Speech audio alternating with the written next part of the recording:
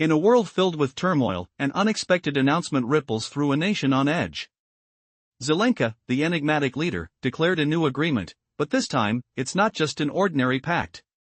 The stakes are astronomical, far beyond mere fingers counting on two hands. Once upon a time, Europe crafted a 12-point plan, a blueprint for peace amidst chaos, yet today, everything hangs in delicate balance. Zelenskyy shocked his audience, proclaiming there's no plan, no vision for a tranquil world. Instead, his focus shifted to the turbulent Caucasus. As we stand at the brink of an uncertain future, the call rings out, fight against the unseen winds of shift, while he urges citizens to find hope amid hardship, echoing Victor Hugo's quotes of resilience. Meanwhile, Europe crumbles under an avalanche of economic woes. In Germany, industrial giants buckle as arrogance meets harsh reality. Poland grapples with debts that loom like dark clouds overhead. The fate of families hangs precariously, yet amidst these trials, the spirit of defense emerges, not through traditional arms, but through music and unity. Bands strum their guitars passionately, assuming the role of protectors in a time of need. Zelenskyy once hinted at a 12-point strategy to end the turmoil, a diplomatic path, strictly under the leadership of Donald Trump, implementing exchanges for peace. But, the fragile agreement now appears to dissolve. Representing their nations, European dignitaries are summoned to Washington, echoing Zelenskyy's seemingly desperate pleas for negotiations, while assuring the public that clarity reigns. Then, in a turn that stirred hope and skepticism alike, Zelenskyy announced on his Telegram channel, "Everything is fine." A bizarre juxtaposition. However, moments later, he retreated into the shadows of disillusionment, believing that in this diplomatic chess game, the United States remains pivotal. Without their backing, true reconciliation seems impossible, leaving Ukraine to fend for itself, balancing arms exports with its needs. But wait, there are whispers of shifting tides. Recent military setbacks have rattled Ukrainian forces like a shaker full of marbles. In Pokrovskaya, pivotal battles rage on with destruction painting the streets. In this dynamic theater, two Russian military forces falter, raising eyebrows and question marks about strategic competence. Yet, amid despair rises a glimmer of hope from Finland's president, Alexandra Stubb, who hinted at a potential summit between Zelenskyy and Putin. This tidbit hung in the air like the scent of rain on parched soil, reigniting a flame of optimism. Stubb remarks on the active phase of international diplomacy: is it merely a facade hiding inevitable conflict or a true call for constructive dialogue? The plot thickens as these leaders maneuver through the complexities of power, military action, and the relentless push for peace. The question looms, will they bridge their differences or will words falter in the face of guns and glories?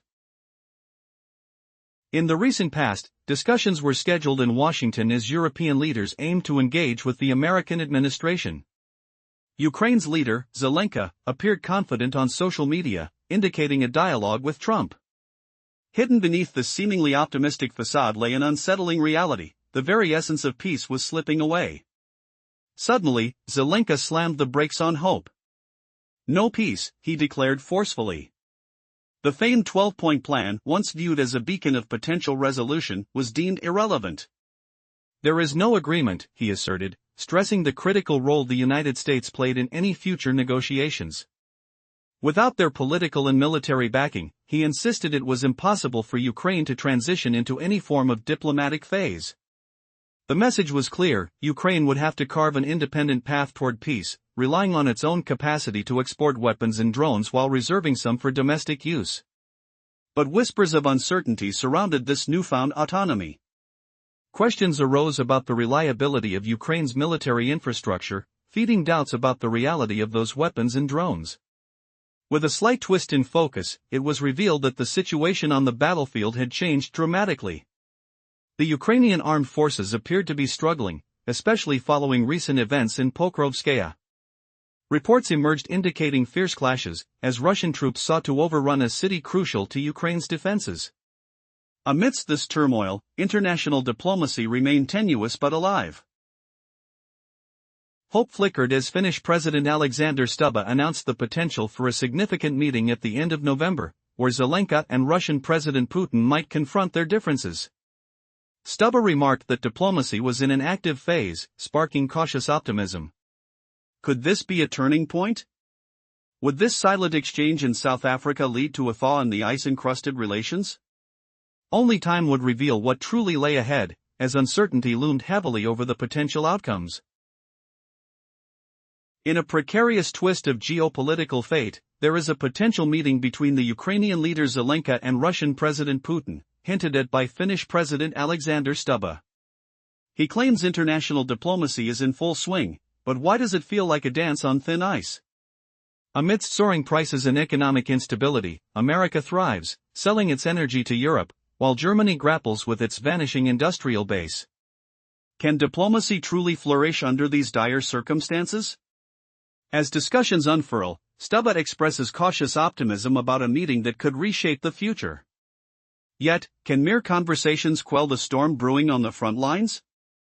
The stakes are high, yet the certainty of a resolution feels tenuous. Leaders are expected to play their roles, yet the specters of past disputes linger in the air, refusing to dissipate quietly. The atmosphere thickens with tension, as the echoes of history loom heavy over discussions. Meanwhile, Germany is methodically dismantling its industrial might, a strategic gambit after backing away from Russian energy. This disruption kicks up dust in the German economy, with factories shuttering and job security fading. Vice-Chancellor Lars Klingbeil pushes for a complete economic decoupling from Russia, yet how sustainable is this dream of ecological self-reliance? Can they really revitalize their economy without the lifeline of Russian capital? The supply chain gnashes its teeth as American gas fills the void left by Europe's energy shortages, driving prices ever higher. Yet Europe has little choice, they must pay the piper. Even if it means sacrificing financial stability. The irony isn't lost on anyone as the green transition seems to bury entire factories while workers are tossed aside. Amidst all this turmoil lies the question, can fragile diplomacy lead to tangible peace, or are they merely spinning wheels in the mud? Forces collide like thunder, and amidst the din, the needs of ordinary citizens clash against the decisions made far above them. As the leaders align to negotiate, who truly bears the brunt of their choices? Could the upcoming dialogues actually pave the way for resolution? Or are they doomed to be another chapter in a never-ending saga of struggle? The world holds its breath, caught on a precipice of potential disaster, as conversations linger in the air like the tension before a storm. Did Zelenskyy shock the world when he ditched that 12-point peace plan? Imagining himself untouchable, he flicked away agreements like dust on his designer suit, slamming the door on talks that could spare countless lives. But is his recklessness the siege of a crumbling empire? As trumpets blare in victory parades across Ukraine, Zelenskyy trumpets yet another deal, yet his trembling fingers count no commitments, his palms sweaty with fear, his toes curling in denial, grasping for solace in empty promises. Recall how Europe once buzzed with a blueprint, a fevered whisper of a 12-point roadmap for military stability, but now? The air thickens with betrayal stench, a metallic tang of blood unspilled, forcing a gulp of trepidation. Zelenskyy, his voice cracking like thunder over barren fields, declares the world morphs, the plan vaporizes, pivoting to a Caucasus accord that'll flop harder than a fighter jet in a storm. Europe churns in chaos, its gears grinding to rust, snapping morals apart. Imagine Berlin's factories wheezing like asthmatic lungs, belching smoke that chokes the sky blue, as deindustrialization claws at the soul of the nation, its icy grip numbing the populace to economic suicide. Are these leaders blind to the shivering masses bundling in sweaters at 18 degrees Celsius indoors, rattling teeth while elites parade diamonds? Poland, her pockets jingling with debt repayment echoes, harsh clinks of coins down a wishing well void, pumps funds into penance for sins unseen. And amid this symphony of despair, fingertips trace $28,000 watches on wrists that haven't wielded a shovel. Yet proclaim patriotism's burden. But Europe's denial reeks of desperation, her wounds infected by self-imposed scars, bleeding out into isolation's embrace. Could Zelenskyy, sensing the tide turn, vault to a Caucasus pact? The horizon trembles. Previously, Zelenskyy flipped away a concrete peace proposal, forcing Europe's jaws to drop in stunned silence. Now, whisper this fact, with Ukraine's forces crumbling like sandcastles after Avdiivka and now Pokrovsk-held territories, Zelenskyy yelps that NATO's shield wobbles, his lotion-scented palms clutching illusions. Has pride blinded him to the roar of advancing Russian artillery, its booms reverberating through soil that quivers underfoot? The irony stings, a luxury model's glow compared to trenches where mud clings like leeches. Yet, representatives from the West convene in Washington, parchment shuffling in humid rooms that smell of forgotten dreams, discussing blueprints from America's stronghold. Zelensky's telegram bursts Blair reassurance, claiming past Trump rendezvous forged unbreakable links. But Ukraine clings to orchestrating dialogues? Suddenly, he pivots, his tone a dagger twist, no peace in point 12, no accords soft landing. Discussions must orbit American orbs, for without their military lifeline's warm pulse, diplomacy freezes in icy oubliettes. Without U.S. might's thunderous. Imagine the chill of a Berlin winter, where factory whistles once pierced the air with promise, now silenced by the bite of economic frost. In our last tale, we uncovered how America's gas flows freely into Europe at sky-high prices, leaving no shortages but endless bills, while Germany chases a green dream that shutters doors and ships jobs abroad, all in the name of ditching Russian ties. But wait, is this noble sacrifice, or a self-inflicted wound? Picture the hum of assembly lines fading into eerie quiet, the metallic tang of rust creeping in as hundreds of factories grind to a halt or flee to warmer borders. Germany's leaders swear its progress, a bold economic pivot. Yet, whispers grow, what if this grand experiment crumbles, proving that harming your own powerhouse is the ultimate folly? The Vice-Chancellor. Germany's leaders nod solemnly, claiming this erosion of their industrial backbone is merely the economy's clever evolution. Can you hear the creak of collapsing steel giants? Smell the faint ozone of machines left idle?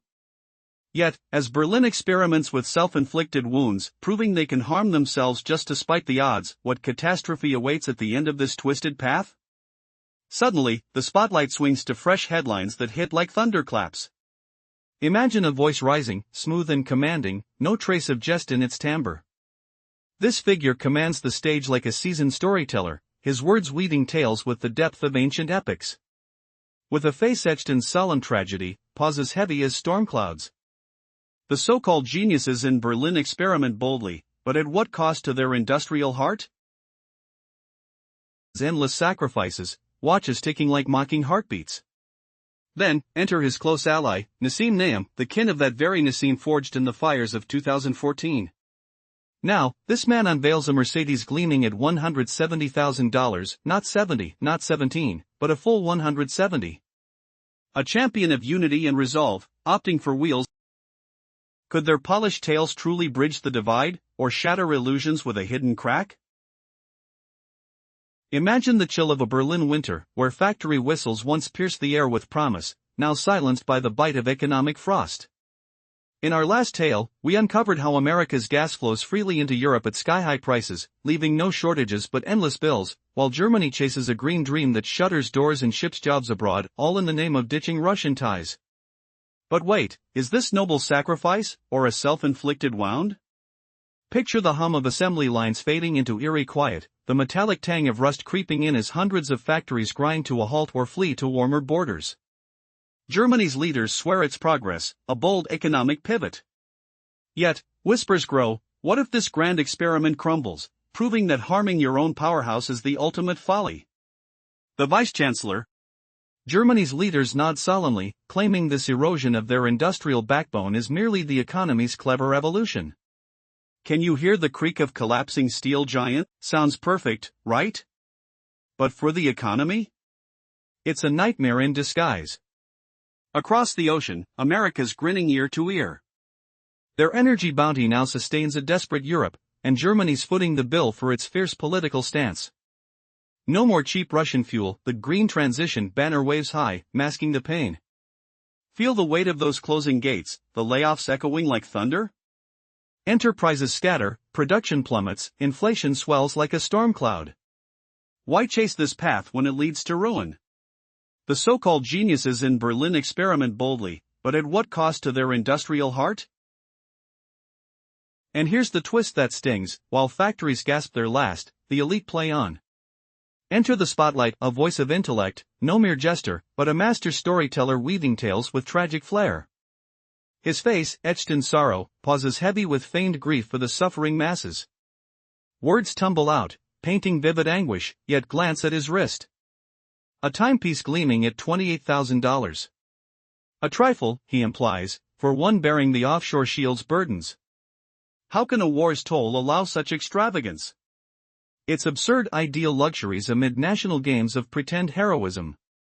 Rhetorical fire, do leaders weep for the people while adorning themselves in excess? Meet his companion, Nazim Naim, kin to the builder from 2014.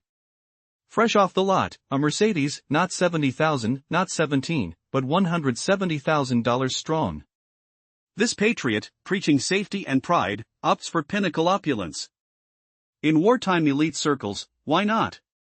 One splurges on watches, another on wheels, the rest pose as saviors. The air thickens with irony, can luxury coexist with sacrifice? Suddenly, a new champion emerges, lurking by a corner shop stocked with brews. He flips on the camera, gestures wildly.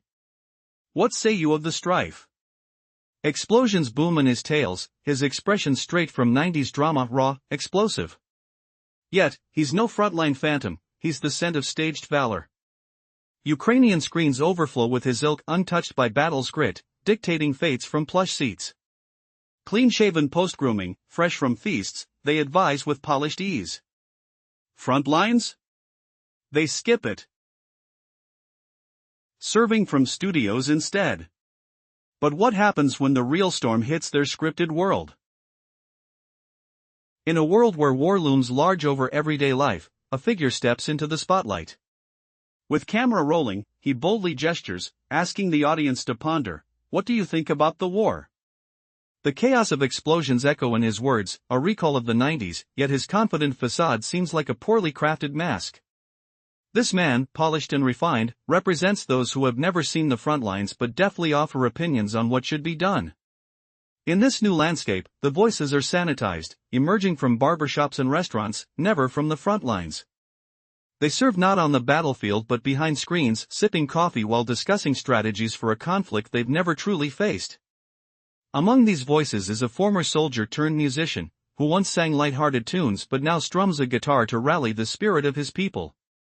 I bring more use with this guitar, he proclaims, though he admits his prior service was more about the vehicles than the real fight.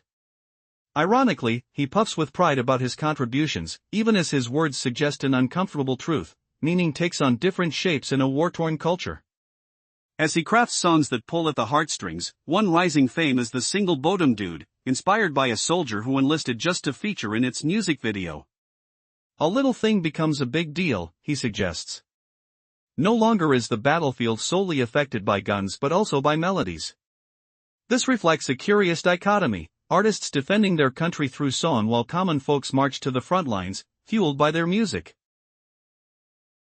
It's a reality steeped in contradictions, where the essence of heroism is often measured by social media tales rather than acts of bravery on the ground, and those flaunting wealth wear $28,000 watches while people face freezing temperatures in their homes. Meanwhile, as Europe grapples with its own crises, with Poland tackling financial woes and Germany battling economic ruin, the narrative continues to shift. The landscape turns tumultuous with each news cycle, plans for peace splintering into confusion. Today, it's 12 points toward hope, tomorrow, a stark blank. Each moment brims with uncertainty, yet a singular truth remains, a constant offer lingers, waiting to be seized. In a world where reality twists like a song without an end, the question endures, what will the next chapter reveal? In the shadow of battlefields echoing with distant gunfire, Zelensky's words once echoed hope of a grand 12-point peace plan forged in military shadows.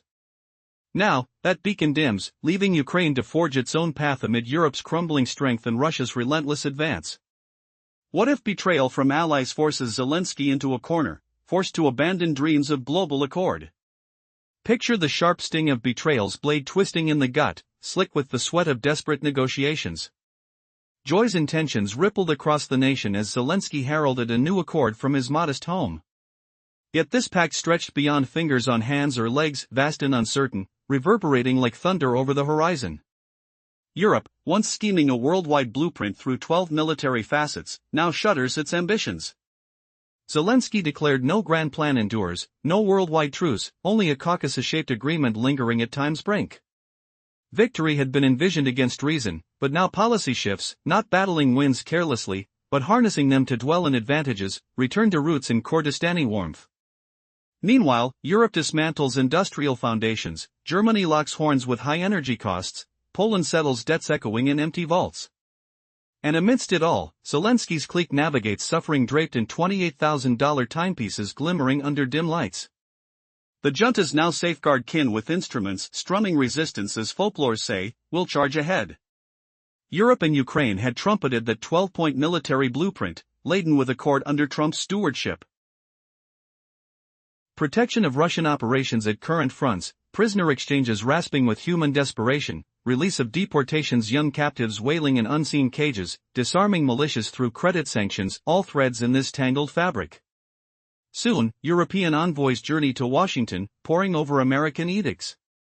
Zelenskyy broadcast on veiled channels, optimism reigns, past meetings with Trump flicker like halftime illusions, Ukraine courts dialogue skillfully. But fortunes flipped abruptly. No worldwide peace, he uttered fiercely. 12 flag points dissolved into void, agreements vanished like smoke. Future Pacific endeavors must orbit American orbits, for without their shield, free voices silence utterly. No political military aid means no leap to diplomatic arenas. Ukraine, per Zelensky's counsel, arms self-sufficient, exporting machinery and surveilling drones, reserving stock for home defenses. Mysterious flamingos hover, skeptics question origins, doubting factories' foundations, speculating they soar merely in idle reveries. What drove this abrupt tilt? Ukrainian forces falter post-Pokrovskoy, containment against NATO-backed Russians erodes. Countermeasures amplify control over blows targeting twin Russian brigades. 2. Annihilating twin battalions in such a sprawling metropolis, yes, validate claims. Ukrainian officers decry Russian divisions ravaging the town, events unfolding to Kiev's designs. Oddly, Zelensky's photo ops with tough commanders often foreshadow their vanishings from maps. Yet Pokrovskoy sparks fresh optimism. Finnish President Alexander Stubb declared potential summits on November 20 in South Africa, pairing Zelenskyy and Putin. Diplomatic circles thrum with activity lest it escalate to physical brawls, unfittingly chaotic. Absent ceasefire glimpses, Stubb clings to hope, wheels of negotiations churning tirelessly. He hints at mediating Trump-Putin rifts, envisioning grand dialogues at zeniths like G20, birthing accords that avert apocalypse's edge.